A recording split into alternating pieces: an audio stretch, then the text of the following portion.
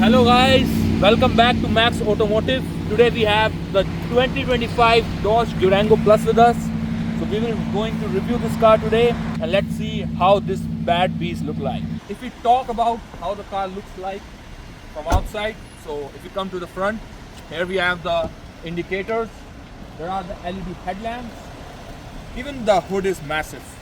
Here are the air vents so that the air can pass. And also this is the V6 engine which is 3.6 liter powered. If you come to this side, you can see 20 inches alloy wheels down there. Also, if you are in a joint family, then this car is absolutely for you because this is a 7-seater SUV. If we come to this side on the back, here are the connected tail lights which look pretty good in this car. And even as you can see, the look from outside, it looks like it's a muscle car, it's a big SUV, and from the look, it's quite good, man. It's quite good.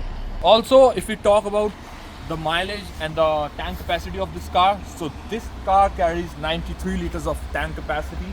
If we talk about the fuel economy for this particular model, it's like on the highway, it takes 10 liters for every 100 kilometers, but in the city, you might see that it's taking 15 liters for every 100 kilometers in the city. So let's talk about the boot capacity of this car. So as you can see,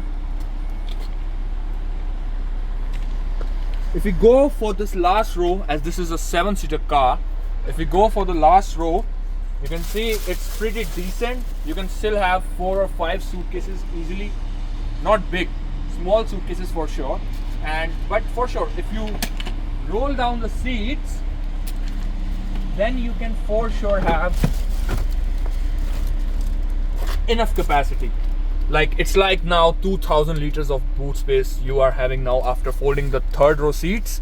It's a pretty good boot space here in this car. Like I'm laying down like this after folding the third rows of this car, and for sure if I fold the second ones also, because they can also be folded, so if I fold these 2 seats as well, for sure you can have massive boot space in this car.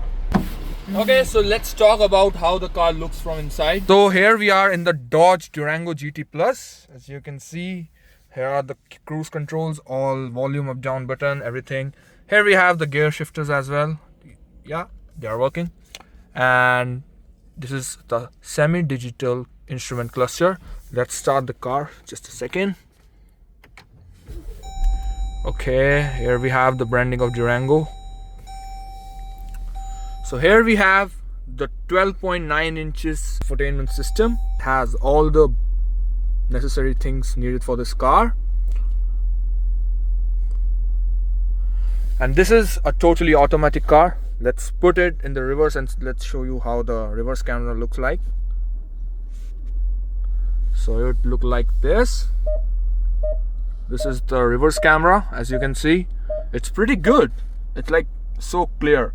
You can see the tire pressures of this car, all the things. As this is a semi-digital instrument cluster, so some of like the needles, they are like based on analog, but the middle screen, it's totally digital, and the side, both of the left and right meters, they are based on analog. Also, if I talk about the legroom, I think it's pretty comfortable for me in this car. And there are the memory seats. I cannot show it from there, but you know how it works. Here we have the all controls, lock, unlock, all 4 windows, and mirror adjustments. Also, as you can see, here are the climate controls. We have 2 ports also here. This is the auto transmission gear. You can put it on manual as well. 2 cup holders. Enough space here on the armrest. We also get the wireless charging in this. You can just keep your phone here and it starts charging. The car is perfectly cool. Like even the design, the textures, as you can see, the red stitchings over here, it look classy. Like I didn't like this thing because for sure it's a premium car, so I think people don't have any problem with this, but it look odd. Everything is pretty perfect in this car. So let's go to the back. So the back look like this. Here are 2 captain seats. Let's go at the back and see how comfortable it is for me. Okay, so now if we talk about the back, that's a problem for me. Reason being that in this particular models, these are fixed seats. You cannot tilt them at the back or in the front. So if you go for the higher models, you get that thing. You can do whatever you want to with the seat. You can do it at the back, you can do it in the front. But in this car, the seats are fixed, basically for this model. And if we talk about the backs, let me show you the back. If we talk about the third row, the leg room is not good for me because I can tell it from here only sitting on the second row. But yeah, I mean, the kids can sit here comfortably.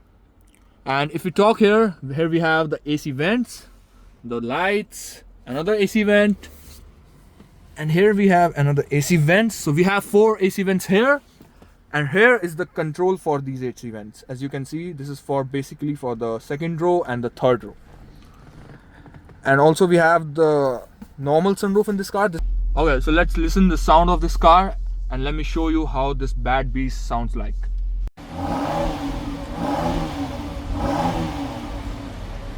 So now if we talk about the pricing of the 2025 Durango models, the base model, which is the SXT, it starts at $61,000, and the top end variant, which is the SRT Hellcat, goes up to $150,000. This is the GT Plus variant. Basically costs about $68,000, and on road it goes like $75,000.